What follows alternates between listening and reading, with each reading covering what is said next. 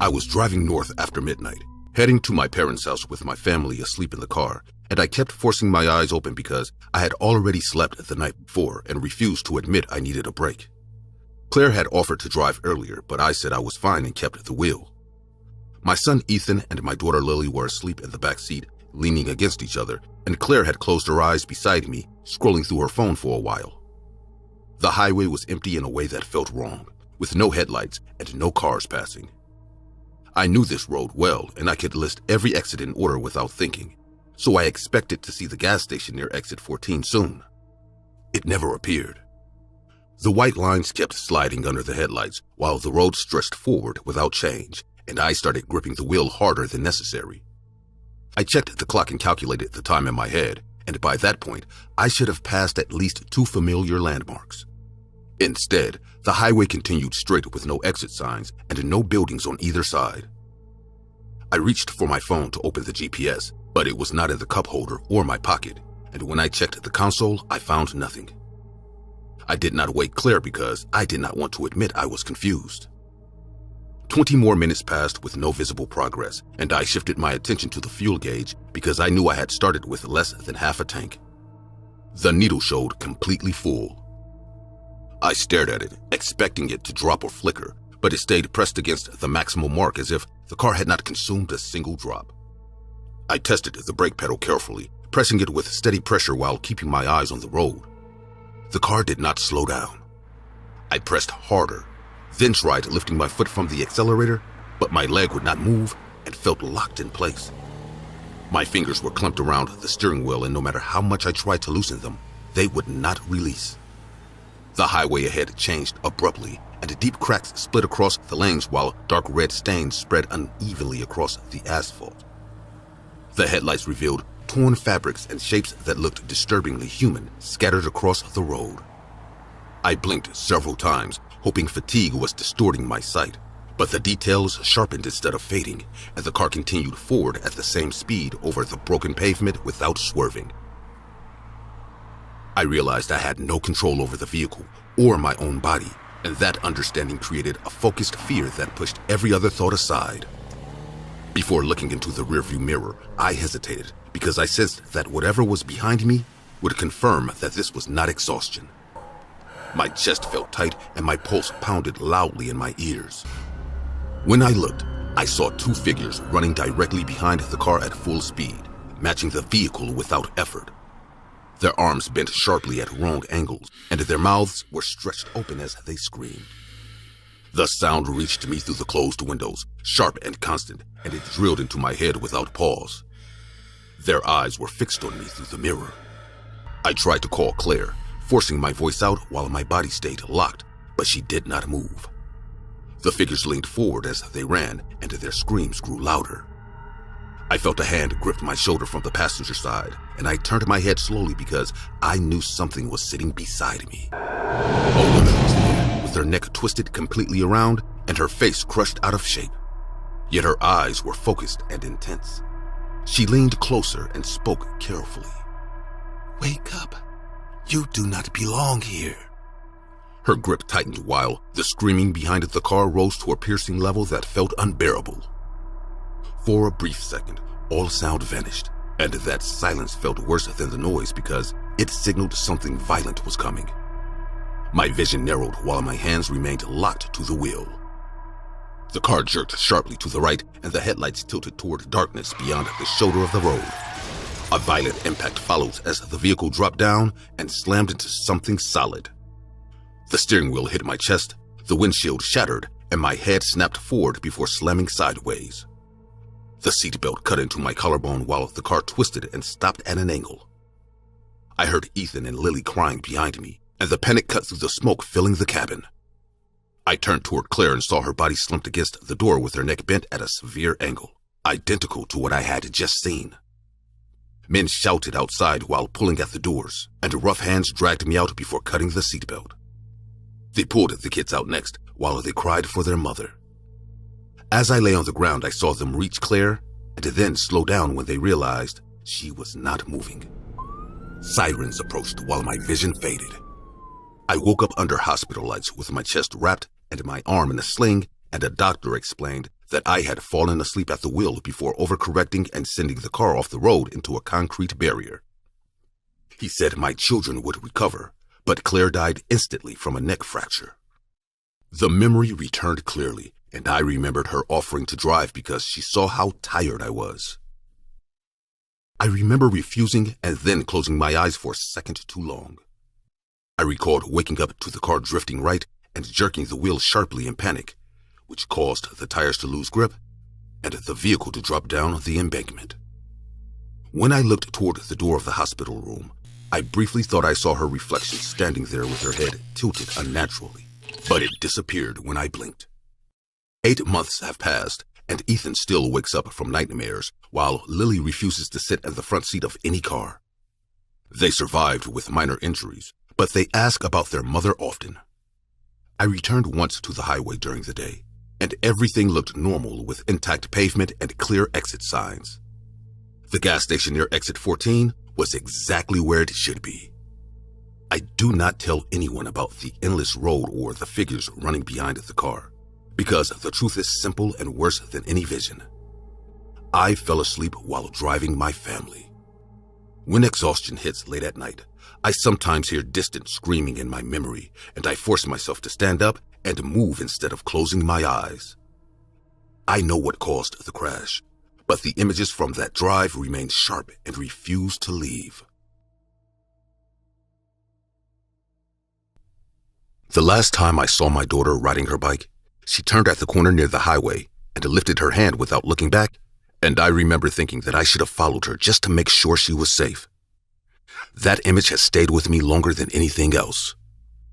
We went on vacation to a small coastal town that sat just off a long stretch of highway that cut through empty land before reaching the beach.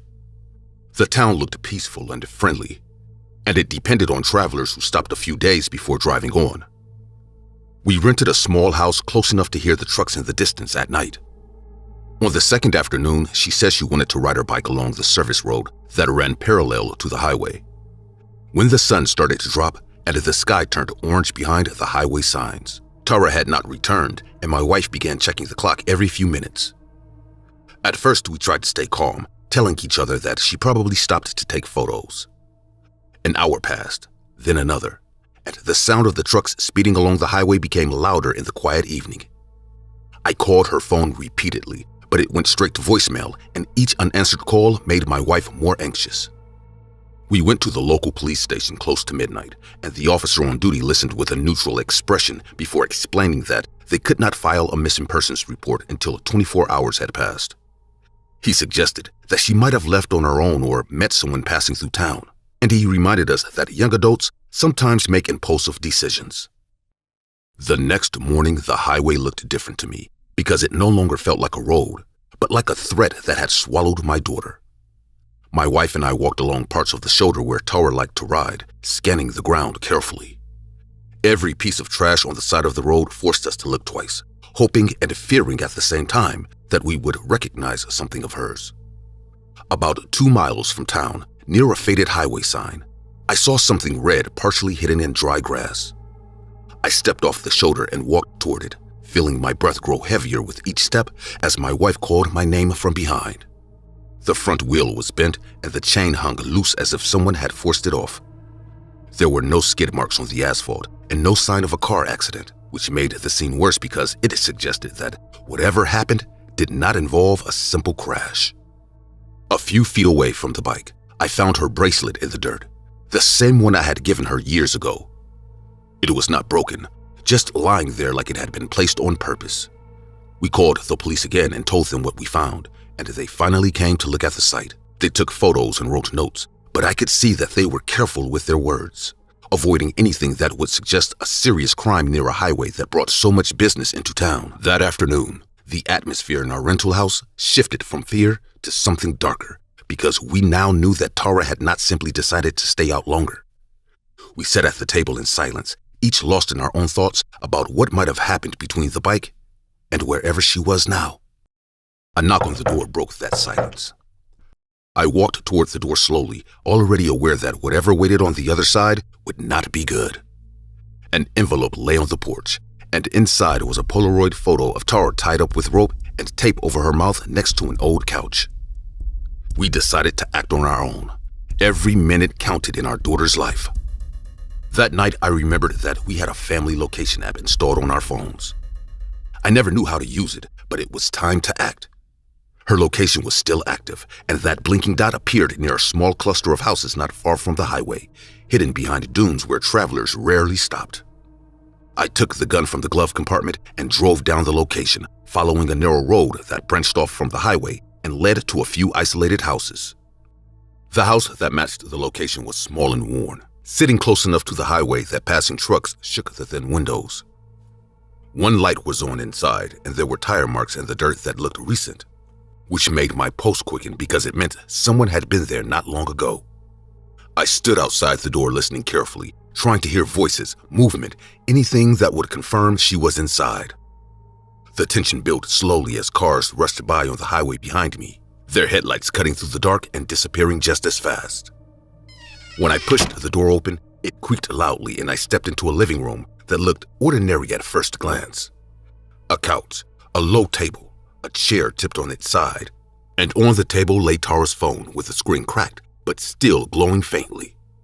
I called her name more than once, moving carefully toward the hallway, and my voice sounded weak in that small place.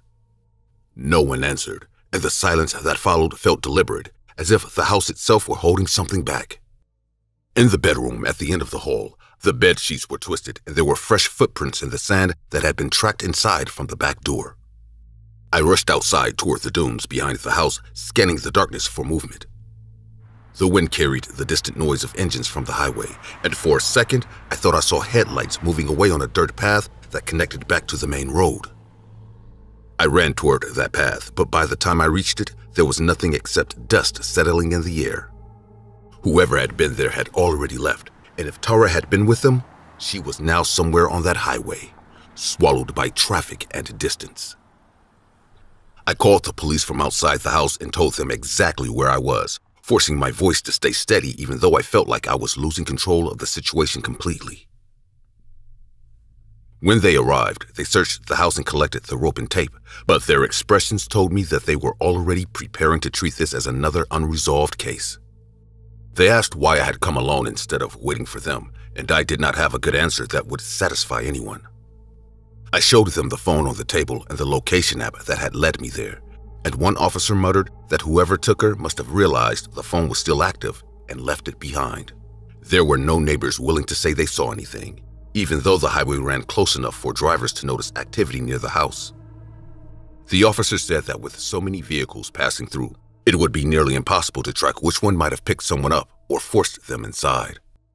When I returned to the rental house and told my wife that Tara had not been there, she broke down in a way that made me feel smaller than I have ever felt in my life. I had gone there believing I would bring our daughter home, and instead, I had only confirmed that she was gone and moving further away. The next morning, the local news mentioned increased patrols near the highway, but avoided using words that would scare tourists. Flyers with Tara's face began appearing near gas stations and rest stops, yet the road remained busy and indifferent, carrying strangers in and out without stopping. Months turned into years, and the highway never gave her back. We never received another photo or message, and no one ever admitted to seeing her get into a car that day. I still check online forums where people discuss disappearances along highways, reading theories that range from organized crime to random predators who look for isolated roads. None of those theories bring her closer. Tara Calico was a 19-year-old woman who disappeared in 1988 while riding her bike along a highway during what seemed like a normal summer outing. She never returned home, and months later a Polaroid photograph surfaced showing a young woman bound and gagged, leading many to believe the girl in the image could be her. The photo intensified national attention and turned her disappearance into one of the most disturbing unresolved cases in the United States. Surrounded by conflicting witness accounts, rumors about passing vehicles, and ongoing theories that continue decades later. This story is a dramatized retelling inspired by real-life crime cases. All names, locations, and events have been fictionalized for storytelling purposes. I never thought much about the dangers of night driving. In cities like Phoenix, Arizona, rideshare driving after midnight was normal. Quiet roads, better pay. I'd been doing it for almost 2 years. No incidents, no close calls, until the night I accepted that ride. It was 1:43 a.m. when my phone buzzed. Pickup location, an abandoned strip mall on the edge of town. No profile photo, no destination listed. I hesitated, then accepted it anyway. When I pulled up, there was a man standing under a flickering streetlight, tall, thin, hands in his jacket pockets. He got into the back seat without saying a word. The door closed, and for some reason, the car suddenly felt too small. For the first 10 minutes, neither of us spoke. I tried making conversation. So, long night? Nothing. Every time I checked the rearview mirror, his eyes weren't on me. They were on the door locks. Then he finally spoke. "You ever hear about the drivers who go missing out here?" My fingers tightened around the steering wheel. I laughed nervously. "No, can't say I have." He smiled. "They never find the bodies." My GPS suddenly rerouted. The road narrowed. Streetlights disappeared, warehouses, dirt lots, nothing else. That's when he said it. "Pull over." I slowed down. Before I could ask why, I felt cold metal press against the back of my seat. A knife. "Don't scream," he said calmly. "I'm not here to hurt you, if you do exactly what I say." He leaned forward, his breath close to my ear. "You know why rideshare drivers are perfect victims?" I shook my head. No fixed schedule, no witnesses, and everyone assumes the passenger is the danger. My heart pounded. Then he whispered, "But tonight, you're different." He told me to keep driving. After 5 minutes, we stopped near an empty drainage canal. He opened the door, then froze. Red and blue lights flooded the road. Police. He dropped the knife. As officers dragged him out, one of them looked at me and said, "Sir, are you okay?" I nodded. But then the officer added something that made my blood run cold. "We've been looking for him for months." At the station, I learned the truth. He wasn't targeting drivers. He was posing as a passenger, forcing drivers to take secluded routes, then killing them and staging it to look like robberies gone wrong. 6 drivers, all unsolved, until tonight. Because earlier that evening, I'd installed a dash cam, audio included. Everything he said, everything he confessed, was recorded. I quit rideshare driving the next morning, but sometimes, when I'm stuck in traffic late at night, I look in my rearview mirror, and for a split second, I expect to see someone sitting there, silent, waiting. For as long as I can remember and for the majority of my adult life, I've been on the road for multiple hours every day. Just like everyone else, I have places to go, people to meet, and things to do. But no matter how routine the drive feels, people lose their lives every day on these roads, and honestly, that thought has always unsettled me. So I made it a rule of mine when I first started driving to be as careful as possible when on the road. I follow the laws, pay attention to the signs, and never put speed over my safety and the safety of others. But on December 30th, 2024, I learned the harsh truth that no amount of caution matters when the strangers you share the road with decide they're going to kill you. My name is Andrew Hayes, and by the time the incident happened, I had been working as an Uber driver for about 4 years and saving up money to start my own business. That day started off as just another shift for me. I had dropped off a passenger named Blair and was on my way back to the next pickup when I noticed things started to get a little strange. It all started about 4 minutes into the drive when I came up behind a white RAV4 with a unique license plate that caught my attention and read, "Inhale." I stayed behind the same car on the road for the next 5 minutes when the car suddenly started moving frantically from left to right.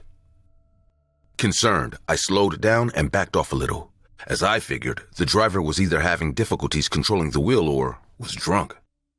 After a while, the car went back to normal, and as I sped up to close the distance between us, the car stopped abruptly. I quickly hit my brakes, stopping just inches away, my heart in my mouth. My initial reaction was concern, as we were both stopped in the middle of oncoming traffic, and a part of me wanted to get down to check on the driver ahead and make sure they were all right. Before I made that mistake, however, the driver revealed his true intentions, and I immediately realized that I didn't need to be checking on him, but getting as far away as possible. The white car hit reverse in an attempt to crash into me, but I backed up and dialed the cops quickly. "Police, how may I help you today?" "Hello, police? Yes, someone's trying to back up into me on the highway."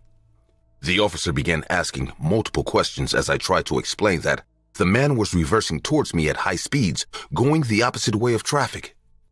As I was explaining, though, the car ahead stopped, and I put enough distance between us thinking he was going to go away. Sadly, I was wrong. I watched in horror as the driver turned his car around and slammed the accelerator and charged towards me head on. Nothing about what he was doing made any sense, so in panic, I explained what was happening to the police officer on the phone while backing away from the car and deeper into traffic. This didn't last very long, however, and soon enough, his car smashed into mine, and he began to steer me towards the bridge and into the other cars headed our way. After seeing car after car swerve past us and missing me by just an inch, a part of me accepted the fact that I was going to die that morning. Even though I could hear the police officer asking questions in the background, my mind wasn't there, and I found myself constantly asking why this person was doing what he was doing. Eventually, however, I snapped back into reality as the officer said, "Sir, I'm going to need you to answer me if you want to stay alive. Can you confirm where you are for me?" At that point, I realized they already had officers on the way, and all I needed to do was buy some time for them to arrive. I began looking around frantically, trying to figure out what to do when I noticed we were now very close to the side of the bridge. If we crashed into that, he wouldn't be able to steer me out using his car. I knew it was a crazy attempt, but it was also the only plan I had at the time. So I grabbed the wheel, backed away to give myself a little leverage from him, and turned, slamming into the side of the bridge. Once I did that, my car stopped moving back as expected, and the other car was now at my side instead of in front, giving me the first opportunity to look at the face of the maniac behind the wheel. The woman I saw across from me was a brunette in her late 40s, with tattoos all over her face, screaming at me. My eyes stayed fixed on her as she screamed and cursed at me while spitting and foaming at the mouth. She looked rabid, like a dog, and during all this, I screamed and panicked. But the moment I saw the space in front of me open up a little, I hit the gas and began speeding towards the police station downtown, forgetting all other safety precautions I thought I would always have. My foot remained on the gas as I sped down the highway and explained what was happening to the officer on call. This was when I glanced in my side mirror to see the white RAV4 barreling towards me still, and my heart pounded out my chest. I knew this was the final stretch of madness, and if she caught up to me, I was dead. In about 3 minutes, I was off the highway and in downtown Ontario. I felt a sudden sense of calm, as I knew this had increased my chances of survival by a lot. But just as I was about to let out a sigh of relief, my whole body jolted forward from the force of her car smashing into mine. My head slammed into the dashboard just as the airbag exploded into my chest, forcing the breath out of me. My vision blurred as the car spun out of control. Tires screeched against the slick pavement, and before I could even process what was happening, I was in the air, and my vehicle flew straight through the front of a McDonald's. I heard and felt glass shatter, and the last thing I remember were screams as tables and chairs flew in every direction. After that, it all faded, and all that was left were the blaring sounds of distant sirens coming towards the chaos. In the weeks that followed, I went through both mental and physical therapy, as I had lost some function in my legs after the incident. The crazed driver was a woman named Sasha Barton, an ex-convict with no real reason for doing what she did other than crazy theories like I had been following her and stalking her for weeks. Truth is, I had never seen that woman a day in my life before the incident. but I've been carrying her around ever since, as well as the other two casualties from the McDonald's incident that I'll never stop feeling responsible for. Sasha was sentenced to life in prison, and although it's just been a couple of months since, I don't think I'll ever forget that afternoon on the highway. So I hope you take this as a warning and remember that everyday trips, visits to friends, and quick grocery runs feel routine. But the roads you trust are shared with strangers who can change your life in an instant. I was careful. I followed the rules. It didn't matter.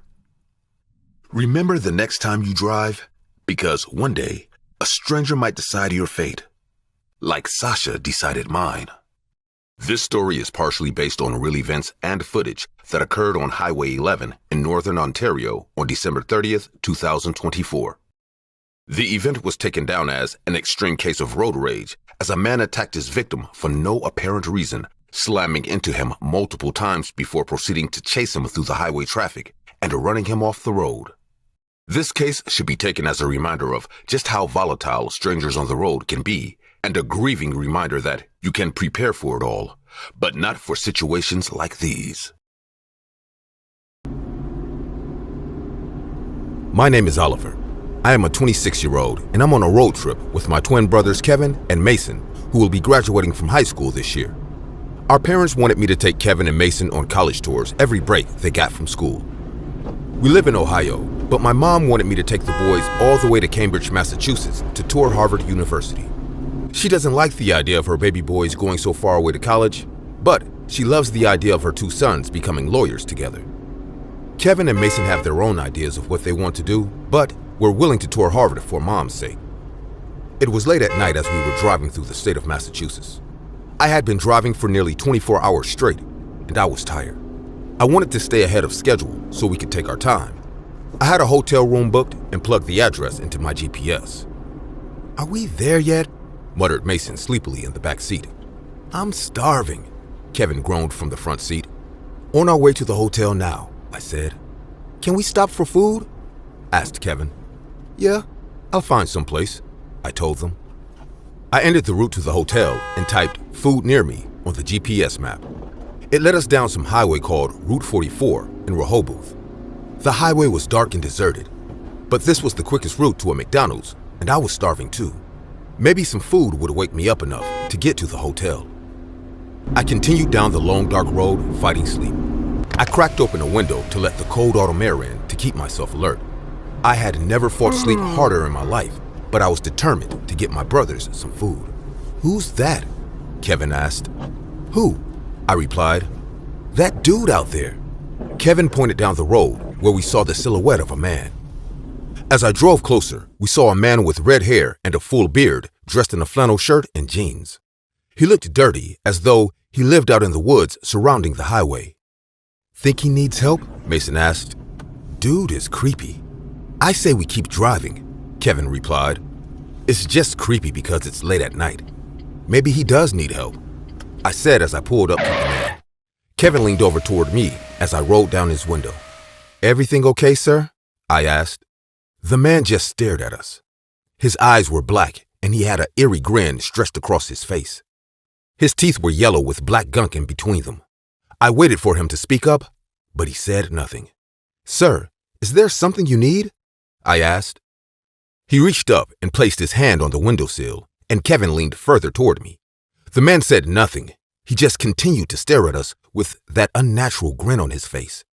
"Oliver, can we please go?" Kevin asked in a shaky voice. "This dude's creeping me out," Mason said from the back seat. "Listen, I would love to help if there's something you need, but if you don't tell me, I'm going to have to leave," I told the man. His eyes met mine, and I had a sense of dread come over me. I couldn't tell if I was hallucinating from being so tired, or if something was really wrong. He finally spoke. "I'm wanting to go get some food. Can you take me?" His voice was low, and something about it shot a chill down my spine. I looked back at Mason, who was shaking his head adamantly. Kevin shook his head too. If the man wanted to eat, we could take him. If traveling for my job on the road has taught me anything, it's keep a firearm with you. I happened to have one tucked under my seat. Not even Kevin or Mason knew about it. Kevin, "Get in the back seat," I said. "Are you crazy? You're giving him a ride?" he protested. "According to the GPS, we're only 10 minutes away from the McDonald's. What's the harm in taking him for a bite to eat?" I said. Both boys protested. Kevin crawled into the back next to Mason, and the stranger got into the front seat. I reached down, pretending to adjust my seat, but grabbed the gun I kept under it and placed it under my thigh. The stranger put his seatbelt on. "Thank you," he said with a smile that continued to send chills down my spine. I know what you're thinking. I should have driven off. But sometimes people do crazy things when they're hungry, and that's what I told myself. Plus, I was prepared in case this dude tried anything smart. I kept my eyes on the road ahead and my leg pressed against the seat, holding my pistol there. The entire time I drove, the man just stared at us. His black eyes would go from me to the boys in the back and back to me. He then set his eyes on me, and I was so scared at this point that I finally pulled over and whipped out my gun, pointing it straight at him. He still continued to stare at me with those black, lifeless eyes. "I need you to get out of the car," I said as I took the safety off. Kevin and Mason gasped from the back seat. They seemed more shocked to see the gun than the stranger. In fact, he looked flat out amused. My hands shook as he grabbed my hand that held the gun. He unhinged his jaw wide and shoved the gun barrel in his mouth and pulled the trigger. We all screamed as brains and blood splattered everywhere. I sped down the road as fast as I could, all of us freaking out, when suddenly he vanished into thin air. None of us could explain what happened that night. But after we got to our hotel, we spent the night and drove home without looking back. I did some research when I got home and found out the man we came across was a ghost that many have seen before. He's known as the redhead in a flannel shirt ghost on Route 44 that smiles eerily at passing cars. I will never drive on Route 44 ever again.